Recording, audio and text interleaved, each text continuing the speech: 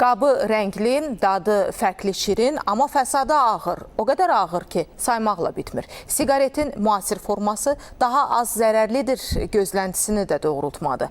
Azərbaycanda elektron siqaretlər qadağan olunur. Ölkədə bu məhsullara qarşı dövlət səviyyəsində bir mübarizə başlayır.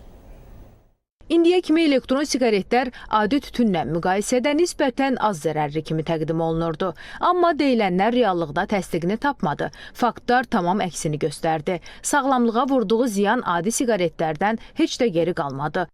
Bu təhlükələri nəzərə alaraq Azərbaycanda elektron siqaretlərə qadağa qoyulur. Bir dəfəlik istifadə üçün elektron siqaretlər və elektron siqaret mayələri aksizli mallar siyahısından da çıxarılır. Onların vergi dərəcələri ləğv olunur. Məqsəd isə ictimai sağlamlığın qorunması və xüsusilə gənclərin zərərli vərdişlərdən uzaq tutulmasıdır. Jalə Gözəlova, Elvin Qəhrəmanov, Nigar Etibar, ASTV Xəbər.